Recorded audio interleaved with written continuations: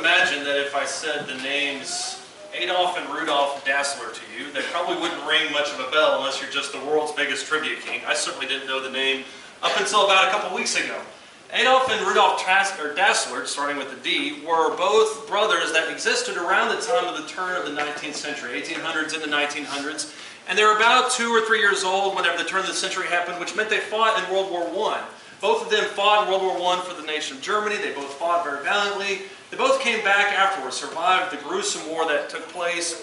Adolf was trained as a cobbler, so they came back and they had this fantastic idea that they're going to start a shoemaking business. Rudolf didn't have any plans at the time, and so Rudolf joined Adolf in this venture, and together they formed in their little town of Germany, they formed the Dassler Brothers Shoe Company, which actually did very well. Both Adolf and Rudolf took part in helping grow that business to a pretty good sizable margin. After a few years, World War II broke out, and both of them fought, of course, for the Nazis. They both went off. But of the two brothers, Rudolf, ironically, since his brother's name was Adolf, Rudolf was the less socialist of the two. Rudolf eventually, a couple years into it, started to see the truths of the Nazi Party, the socialism that existed, and Rudolf left. Adolf was still very fervent, or I'm sorry, Adolf left. Adolf left, Rudolf was still very fervent. You can see where I would get messed up in there. Rudolf was much more fervent. Adolf left. They had a big split amongst the two of them. They went off and kind of did their own things. And as time went by, they kind of got crossways. And the one that was socialist was very Nazi-oriented, was very passionate about that. The one that wasn't, you can see I'm not using names anymore, the one that wasn't kind of reacted very appropriately to him. They both were at crossways. They both kind of butted heads. And so when they came back to their shoe company after the war ended, they both decided instead of working together, what they're going to do is they're going to build competing shoe companies in the same town on both sides of the road, or on both sides of the river. And so they did. And they both built their separate enterprises into pretty formidable companies, especially for that time period.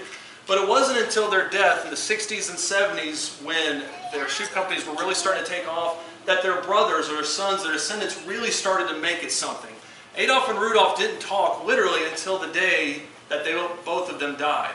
Nowadays, you would probably not know the Dassler Shoe Company. You don't know anything about the Dassler Brothers Shoe Company, but you do know the shoe companies that they eventually became. Rudolf eventually formed the shoe company and rose it to the company that we now know as Puma. Adolf Dassler eventually rose it to the company that we now know as Adidas. His name in short was Addy, and so they called it Adidas. So both of these companies that we recognize today as being multi-billion-dollar corporations in the shoe industry formed more or less because of a sibling rivalry that existed between two brothers that should have worked it out years ago. But when you look at the great nations, when you look at the great corporations and the things our history is made of, sibling rivalries play a very pivotal part. You're to look at the formation of some of our greatest companies, our greatest countries. For instance, Rome. Rome was formed on the basis of the mythological idea that Romulus and Remus, two twins, were at odds with each other. Romulus then killed Remus and became the nation of Rome. And you look at the rest of that history, you see the first and the second triumvirate, all these different things that existed as partnerships, as kind of collaborations, and eventually they just disintegrated and split into other great nations. But regardless of how you look at it, sibling rivalries have played a pretty important part, at least in the history of the world. When you look at the Bible, it's no different. If you would open up to Genesis chapter 27, look with me at an instance that probably many of you are familiar with. Genesis chapter 27, the whole chapter is very interesting because what it details is the story of two brothers, Jacob and Esau.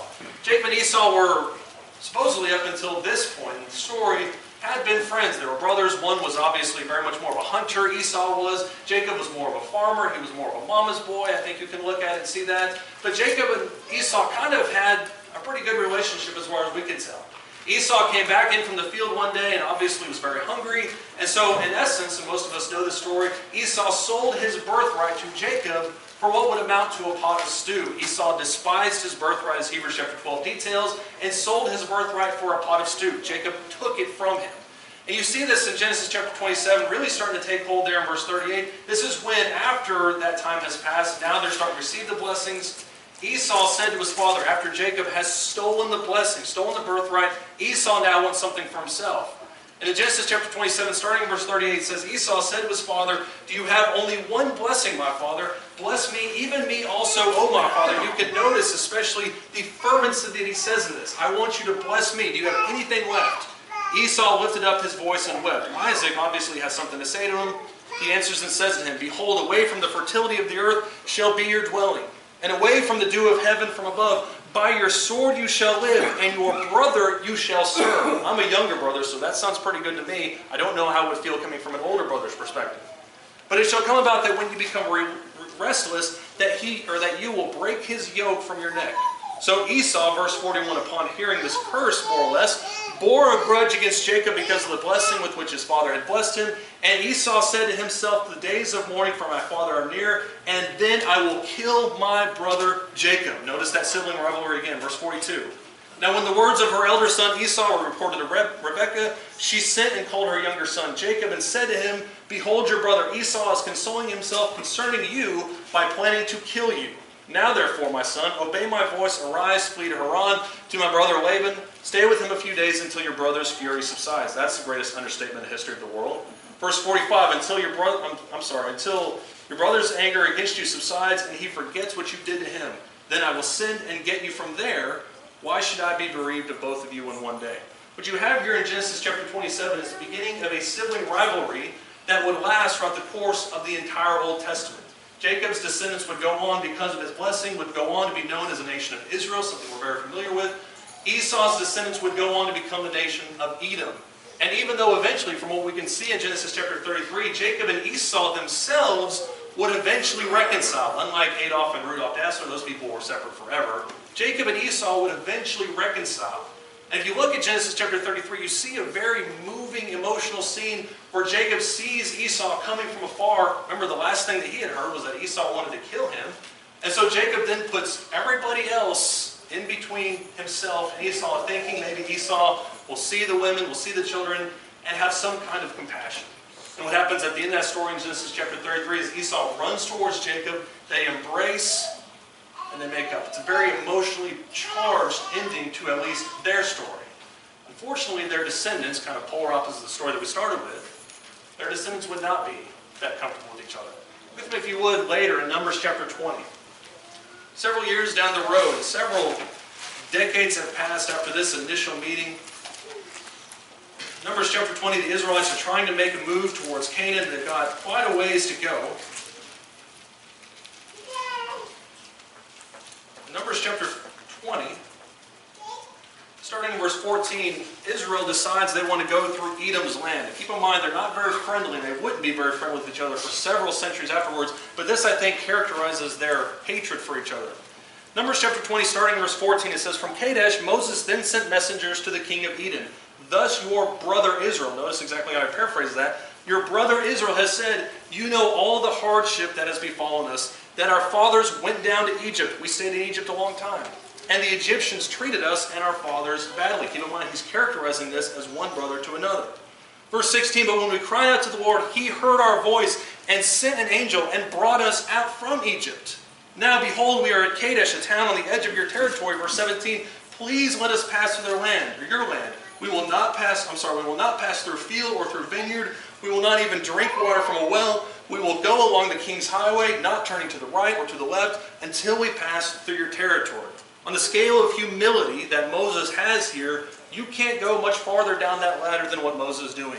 Israel sends out messengers towards Edom and says, we just want to walk on your road. We won't look to the right. We won't look to the left. We won't eat any of your food. We won't drink any of your water, which is quite a feat considering how big Edom was. He says, we're just going to pass through it. Just let us pass. It would save them quite a bit of journey going around there. Look at Edom's response in verse 18. Edom, however, said to him, you shall not pass through us, or I will come out with the sword against you. Now that's a very blunt and very straight to the point answer. Verse 19. Again, the sons of Israel said to him, we will go up by the highway, and if I and my livestock do drink any of your water, now I'm putting a clause on it, then I will pay its price. Let me only pass through on my feet, nothing else. But he said, you shall not pass through. And as if the statement wasn't enough, look at what happens after that. Edom came out against him with a heavy force and with a strong hand. And thus Edom refused to allow Israel to pass through his territory, so Israel then turned away from him. If you thought this situation with Jacob and Esau was going to be settled in Genesis chapter 33 with a big hug and a kumbaya and everybody goes on their way, that would obviously not be the case.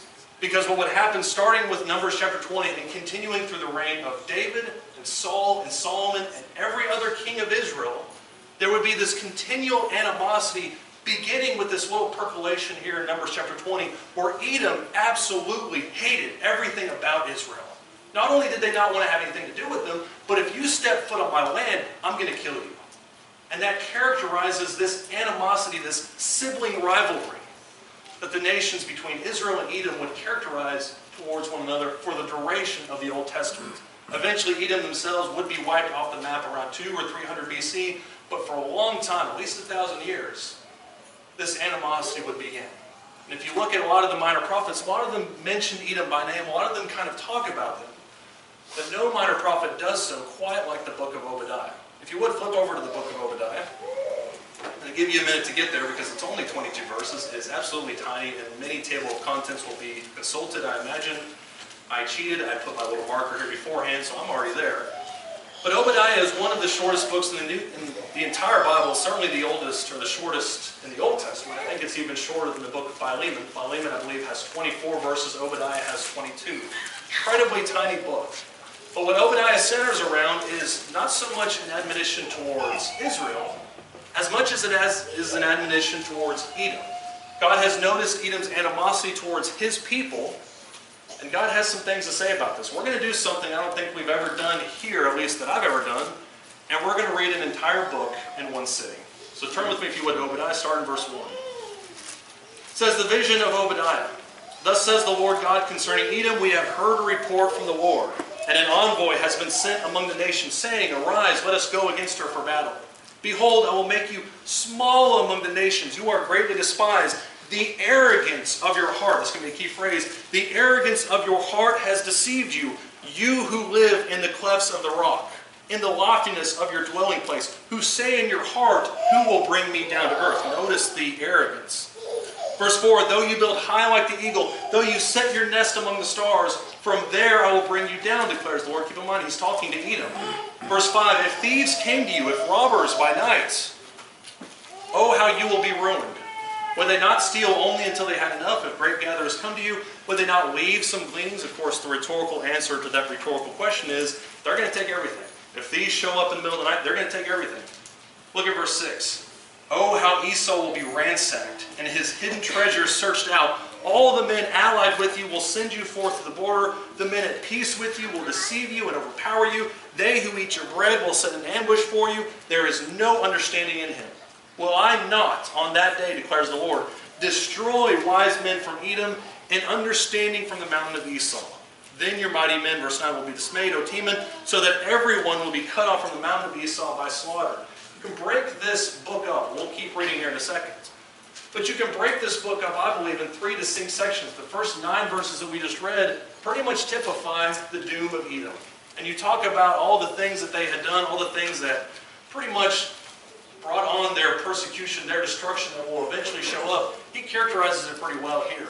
He talks about, first and foremost, if you look, especially at these early verses, you look at verse 3, 2 and 3, he talks about how they're greatly despised. Verse 3, here's kind of the point of the whole point, the point of the whole doom. He says, the arrogance of your heart has deceived you. It's this idea of pride. He goes on to, in verse 6, that Esau will be ransacked. His hidden treasures will be searched out. Verse 7, he talks about all the alliances that these people have made will then come against them. Edom had made strong alliances with people of that area. Those people are then going to turn on Edom. If you look at verse 8, he talks about destroying wise men from Edom. Verse 9, the mighty men will be dismayed from Teman. Teman was a city within Edom that was known worldwide for possessing men of great wisdom. And so when God is talking to Edom here in these first 9 verses of the book of Obadiah, what he's characterizing is not this little slap on the wrist.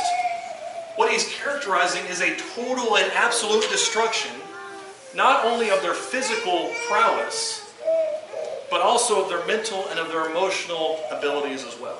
Not only are you going to be destroyed, but your reputation is going to be destroyed. Everything you've come to know of is going to be destroyed because, verse 3, of your arrogance. Your arrogance towards Israel, your arrogance in not letting them come through your land, your arrogance in not wanting to have anything to do with them, your arrogance cost you your entire nation. And that's what he talks about in these first 9 verses, the doom of Edom. He starts very quickly, starting in verse 10, to go into more detail as to what exactly they did wrong. Starting in verse 10 of Obadiah. He says, because of violence to your brother Jacob, you will be covered with shame, and you will be cut off forever. Verse 11, on that day that you stand aloof, on the day that strangers carried off his wealth, and foreigners entered his gates and cast lots for Jerusalem, you too were as one of them. Did you notice what he said there in verse 11? He said, when people came and ransacked Jerusalem through the various captivities, you were no better than them. That you sat by and not only watched, but you approved of what those people were doing. Verse 12, do not gloat over your brother's day, the day of his misfortune, the destruction of Jerusalem, the destruction of Israel and their captivities. Do not rejoice over the sons of Judah in the day of their destruction. Yes, do not boast arrogance, pride, in the day of their distress. Do not, verse 13, enter the gate of my people in the day of their disaster. Yes, you, Edom, do not gloat over their calamity in the day of their disaster, and do not loot their wealth in the day of their disaster. Verse 14. You noticing a theme here? Verse 14. Do not stand at the fork of the road to cut down their fugitives, and do not imprison their survivors in the day of their distress. We often talk, and we've talked very briefly so far this morning, about all the things that these people are doing, not letting them pass through their land, not wanting to have anything to do with them. But verses 10 through 14 of Obadiah paint a completely different picture that goes beyond just kind of this annoyance that they had with him. These people were standing by as Israel was absolutely destroyed. And not only were they standing by not helping, but they were ransacking them as well. They were going in there and taking off their wealth. When you look at verse 14, that's the most interesting part of it. When it says that they stood by as the fugitives that ran fleeing for their lives out of Israel, that the Edomites stood by and cut them down.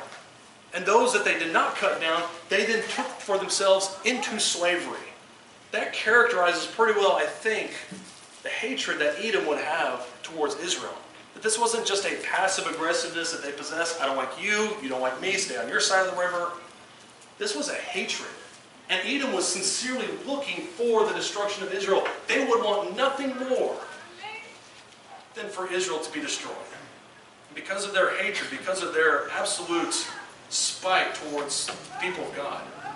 He has more things to say starting in verse 15. Verse 15 of Obadiah. We'll finish this book out. Now you can say that you read an entire book of the Bible today. Verse 15, for the day of the Lord draws near on all the nations. As you have done, it will be done to you. And your dealings will return on your own head, because just as you drank on my holy mountain, all the nations will drink continually. They will drink and swallow and become as if they had never existed. In other words, you drank from other nations. Other nations are now going to start getting their fill from you. Verse 17. But on Mount Zion there will be those who escape, and it will be holy. And the house of Jacob will possess their possession. Now don't worry about Israel. They're getting their due. Look at verse 18. The house of Jacob will be a fire. The house of Joseph will be a flame. They got what they had coming to them because of their immorality. But the house of Esau will be as stubble. And they will set them on fire and consume them, so that there will be no survivor of the house of Esau, for the Lord has spoken. We mentioned earlier that Edom would exist until about the 2nd or 3rd century BC. I think one of them was who was it? Herod the Great. I think he was one of the last surviving Edomites. But after that, you don't meet anyone ever again. You don't see at any point in history, after about that 1st, 2nd, 3rd century BC, anybody else describing themselves as an Edomite. This destruction was complete. Verse 19. Then those of the Negev will possess the mountain of Esau. Those of the Shephelah, the Philistine plain, also possess the territory of Ephraim, the territory of Samaria. Benjamin will possess Gilead. The exiles of this host of the sons of Israel who are among the Canaanites, as far as Zarephath. The exiles of Jerusalem who are in Sepharad will possess the cities of the Negev. The deliverers will send Mount Zion to judge the mountain of Esau, and the kingdom will be the Lord's. Yes, Edom would be standing by as Israel would be completely ransacked for their own immorality. But because of Edom's basic hatred towards these people, whenever Israel's remnant would come back after their captivities were over, they would come in and possess the lands of Edom. Those same people that absolutely hated Israel, now their lands are occupied by those same people that they despised, that they condescended towards. That's the warning to the nation of Edom. That's the warning that Edom needed to understand based on the way that they had acted towards God's people. There's a lot of stories and there's a lot of applications I think you can make in this, especially when you look at the book of Revelation, what would happen to those who work against God's people. But I think when we turn this inward and focus in on ourselves, it makes a lot more sense. Because I think what you see in this, and especially as we mentioned there in verses 2 and 3 about their pride and about their arrogance, I think a lot of us are more like Edom than we would be willing to admit. It's easy for us to make a very positive and uplifting sermon, and maybe that's how it should have gone, maybe that's how this morning should have gone. We need a very positive and uplifting sermon about how God will always protect His people. But I think we need to flip it and ask ourselves some questions about ourselves to see whether or not we're acting like Edom. I think we need to ask ourselves, looking upon these verses and looking at the book of Obadiah, we have to take a long, hard look and ask ourselves, where do I put my pride? It's very obvious where Edom put their pride. Edom looked at their rocks, they looked at the clefts of the rock, they looked at their military prowess, they looked at their wisdom, and they said, that's where my strength lies. And what happened with that? Their strength, the things that they put massive amounts of trust in, everything that they adored and said, this is what will secure us, that was gone. The folly of putting your trust in physical things is it doesn't matter when you stand opposed to the God who created those things. And so Edom put all their trust and all their faith in things that would literally perish with using. Edom had the wrong approach. Don't we do the same thing with our own lives? None of us, I don't think, today, if we were to do a straw poll, none of us, I don't think, would say that I've put my trust in my career. I don't think any of us would say outright that I put my trust in my own wisdom and my own intellect. You look at me standing before you, I could say, but I won't, that I could put my trust in my utter physical prowess. I won't say that. I could. I won't say that. But I think a lot of us would say things like that, at least to ourselves. I put my trust in my career. I put my trust in my family. I put my trust in the hobbies and the things that I possess, the things that I own. None of us would come outright and say them. But I think sometimes our priorities, our activities, tend to not say that by itself. When we go to our things that we possess rather than God in times of trouble. When we go to the people that we appreciate in our life before we go to God. I think our actions sometimes tell us where our strength is. Job had the perfect mindset. In Job chapter 1, as Job's life is literally crashing down around him. And Job is looking at the situation as it is. It's completely demolished around him. And Job was a very wealthy man. As Job is looking at the life that's crumbling. It's been very easy for any one of us, and I think this would be, at least my attitude, I would be tempted to have that attitude. I'd be very tempted to say my life is over, God hates me, and that's it. I'm going to be done, be spiteful, all these different things. But Job had the right idea. In Job chapter 1, starting verse 20, after all this had taken place, his family was gone, his wife, who was not the best thing in the world for him at the time. Job chapter 1, starting verse 20, says, Job arose, tore his robe, and shaved his head, and he fell to the ground and worshipped. And he said, naked I came from my mother's womb, naked I shall return thee. The Lord gave, and the Lord has taken away. Blessed be the name of the Lord. But the most important part is here in verse 22. Through all this, Job did not sin, nor did he blame God. Job had the perfect mindset towards losing literally every single thing that he loved in his life. The family that he cherished, gone. The wife that he loved, now against him. His house, his possessions, his goats, his cattle, everything is demolished. And yet, what was his attitude? His attitude after all of that was, naked I came from my mother's womb, naked I'm going back. That's a hard mentality sometimes for us to realize that we came into this world with absolutely nothing and we will leave it in the same manner. Because along the way, whenever we have careers and we have hobbies and we have money and we have Porsches and we have all the things that we want, we put our trust in that and think to ourselves, that will last us forever. And then when that comes crashing down, we think we're in complete despair, that nothing else will ever support us. And yet Job had the right perspective because he realized that all those things were temporary anyways. And that the only true thing that was eternal was God. The key part of that, as we mentioned, was Job chapter 1 and verse 22, when he says, through all these things he did not sin, nor did he blame God. The temptation always for us is, when these things come crashing around us, to blame God. The irony of that statement is, God tells us over and over and over and over and over again not to put our trust in the things of this world. You notice the irony of our situation when God tells us to not put our trust in physical things, and yet then we do. And then when those man-made hedges come crashing down around us, we then turn skyward and look to God and blame Him for that. When God never wanted that in the first place. So I ask you the question alongside this, where am I putting my pride? What is my strength? What is my ego? What is my confidence in? In 1 Kings chapter 1, a very arrogant man tried to usurp the throne of Israel. 1 Kings chapter 1, after David had finally passed away, and there was this power struggle more or less, and there was a power struggle, I would imagine, most after every time a king passes away. In 1 Kings chapter 1, after David had passed away, named Solomon his successor, there was a man that didn't like that very much. And there was a man, I believe, by the name of Adonijah. Adonijah tried to usurp the throne over Solomon. It said, well, Solomon's not the king, I'm the king. In 1 Kings chapter 1, starting in verse 38. I'm in chapter 2, no wonder that looked weird. 1 Kings chapter 1, starting in verse 41, rather. 1 Kings chapter 1, starting in verse 41. After Adonijah had noticed that Solomon was in fact the true king, and Solomon was on a mission now to hunt down everybody that opposed him unlawfully. He was on a lawful mission. The people that opposed him were doing so unlawfully. Verse 41, it says, now Adonijah and all the guests who were with him heard it as they're finished eating. Now when Joab heard the sound of the trumpet, he said, why is the city making such an uproar?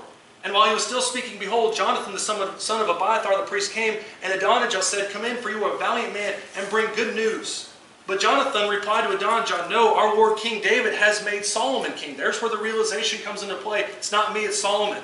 And immediately after this realization begins to set in, jump down to verse 49, Adonijah realizes that he is not only not the king, but that he's going to be punished. Look at his reaction, verse 49. It says, all the guests of Adonijah were terrified. They arose, and they each went on his way. But Adonijah was afraid of Solomon, and he arose, and he went, and he took hold of the horns of the altar. That was told Solomon, saying, behold, Adonijah is afraid of King Solomon, for behold, he has taken hold of the horns of the altar, saying, let King Solomon swear to me today that he will not put his servant to death with the sword. We lose this sometimes over the massive amounts of cultural differences. But realistically, it's very similar. Because Adonijah had put massive amounts of trust in his posse, had put massive amounts of trust in his heredity. And so when the situation finally showed up and he found out that he was no longer king, what did he resort to? Those things were gone. Do you notice what he resorted to?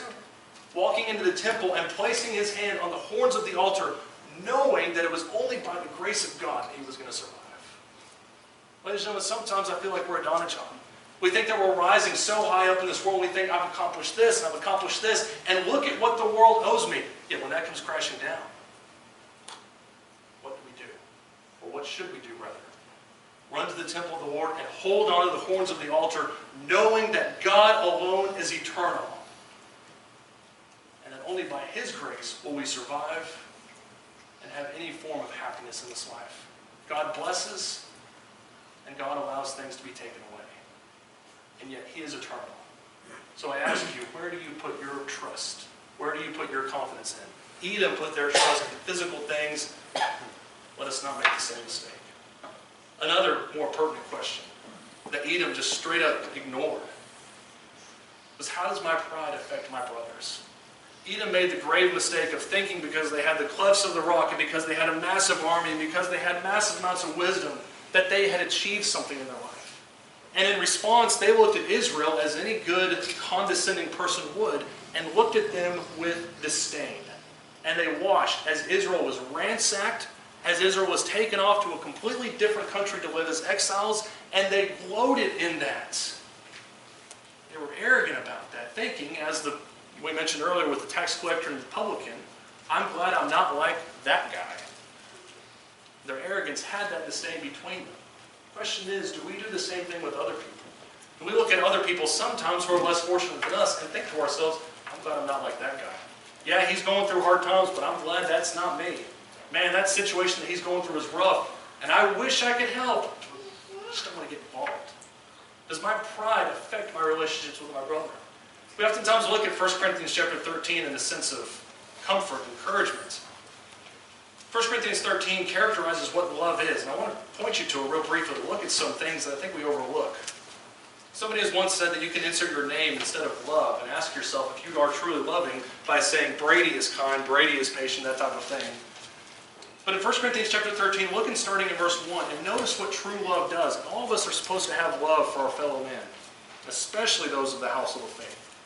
1 Corinthians 13, starting in verse 4, love is patient, love is kind, and is not jealous. Love does not brag, and it is not arrogant.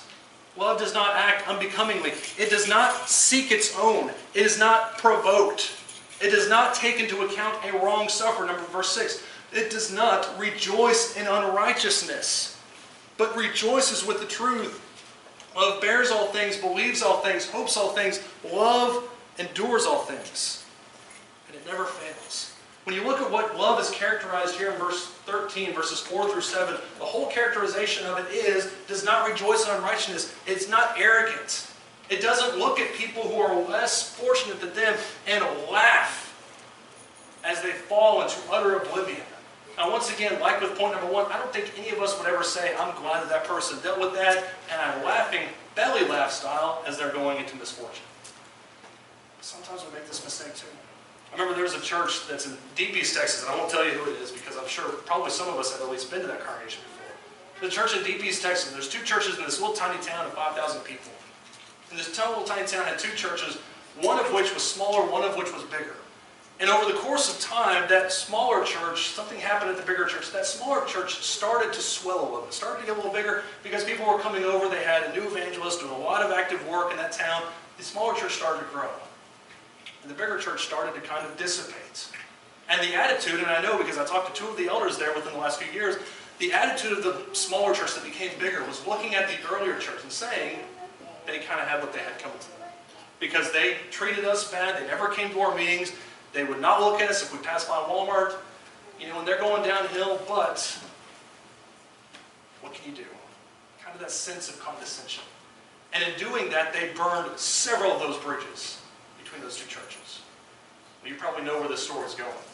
Eventually, over time, that church that had become bigger, that preacher moved on, something happened to that other church, and that church started to shrink. And that other church in town started to get bigger. Let me ask you a question. What do you think the attitude was of those people that had been spurned and had those bridges burned by those people? What do you think their attitude was to the church across town?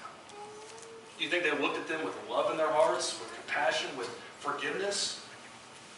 Or do you think there was a little bit of bitterness and anger there? What I'm saying to you is it's never too late. It's never wise to burn bridges, ever. It's never wise to look at other people with condescension, with mockingness in their hearts and say, you have what you have coming to you. But you never know when you might need that person. Edom, at the time when Israel was being carried away into captivity after captivity, was being decimated because of their immorality, Edom sat back and laughed. And yet what happened at the end of that story? Israel's remnant came back. Edom was obliterated. And Israel possessed their towns. Does my pride, does my arrogance affect my relationship with my brother? I think that's a very honest question. Ultimately, the question boils down to one of a personal nature. That is, has my pride cost me? Has my pride and my arrogance towards other people, has it cost me my soul? Because I look down on people that God loves, look down on them and say those people don't really matter or pull up to me. Matthew 25 is especially revealing when it talks about the last day. This will be the last passage that we look at. Matthew chapter 25. Towards the end of the chapter, when Jesus is discussing this last day that's going to come. And he transitions from chapter 24, moves into chapter 25, talking about, beginning of 24, talking about the destruction of Jerusalem. By the end of chapter 25, he's talking about Judgment Day. And as he's describing this attitude that these people had here in verse 31, is 2 groups of people. He says in verse 31, when the Son of Man comes in his glory and all the people, or all the angels with him, then he will sit on his glorious throne. And all the nations will be gathered before him. And he will separate them from one another as the shepherd separates the sheep from the goats. He will put the sheep on his right and the goats on his left. There's the division between the 2. Verse 34. Then the king will say to those who are on his right, come you who are blessed of my Father, inherit the kingdom prepared for you from the foundation of the world. For I was hungry, and you gave me something to eat. I was thirsty, you gave me something to drink. I was a stranger, and you invited me in. Naked, and you clothed me. I was sick, and you visited me. I was in prison, and you came to me. Then the righteous will answer back to him, saying, Lord, when did we see you hungry and feed you, or thirsty and give you something to drink? And when did we see you a stranger and invite you in, or naked and clothe you? When did we see you sick or in prison and come to you? The king will answer and say to them, truly I say to you, to the extent that you did it to one of these brothers of mine, even the least of them, you did it to me. Now I want to point your attention to this passage very briefly for one major point. God could have chosen anything at this point in time. Jesus could have chosen anything to characterize the sheep and the goats and the difference between them. What did he choose? He chose how those people treated those people that were less fortunate than them. Naked, and you clothed me. Sick, and you visited me. I was in prison, and you came to me. Now understand that there's a lot more involved when it comes to obedience and repentance and forgiveness. There's a lot more involved than just hospitality. But of all the things that Jesus chose to characterize the difference between the sheep and the goats, that's what he chose. And the righteous responded rightfully back saying, Lord, when did we see you and do that to you? Jesus responds, when you saw the least of me and you did it to the least of mine, that's when you did it to me. The world overlooked rich man and Lazarus, for instance.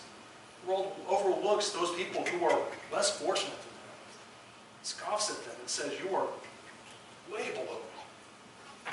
And yet what do you see on the flip side? We don't have to read it, but if you look at verse 41 down through verse 46, what was the other people's problem? They walked right past those people that were less fortunate than them in their arrogance and their haughtiness of heart. They just went right by them. And they rightfully admitted, Jesus, if it was you, if I had seen Jesus there, I would have helped you. But Jesus says, because you didn't do it the least of me, you didn't do it to me. The 7 deadly sins that are so popular, and I don't think there are actually 7 deadly sins, but the 7 deadly sins that's mentioned in Proverbs, the 6th chapter, it's verses 6 through 9.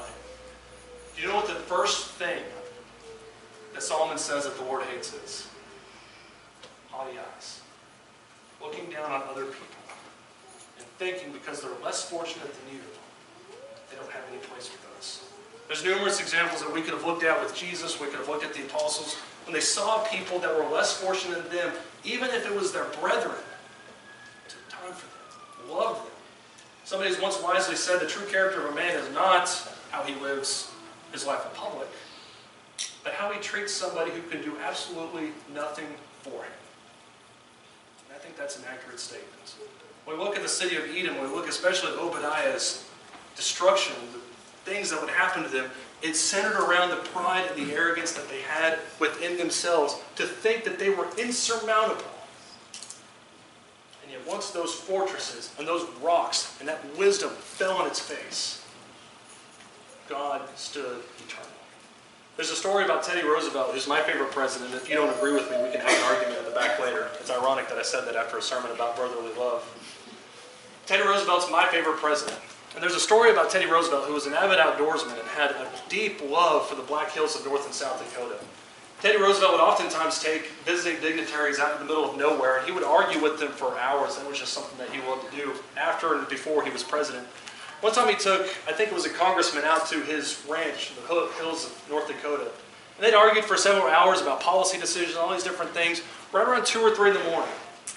At no prompting whatsoever, Teddy Roosevelt got up from his chair and walked outside in the hills of North Dakota. And those of you who have ever been there, I haven't, what I understand is very gorgeous. Walked out and just stared up at the sky for no less than 15 minutes. The other dignitary walked out and stood next to him, looked up at the sky, looked back at Teddy, looked up at the sky, looked back at Teddy. And then after 15 minutes, Teddy Roosevelt said, all right, I feel small enough now. We can go back inside. Don't we need sometimes that refresher course in our lives? Don't we need to feel small? The downside with having all these possessions and having this life that others would dream about is we begin to have a higher opinion of ourselves than God wants us to have. And we forget, really, who gave us all those things in the first place. Who gave us our wisdom? Who gave us our life?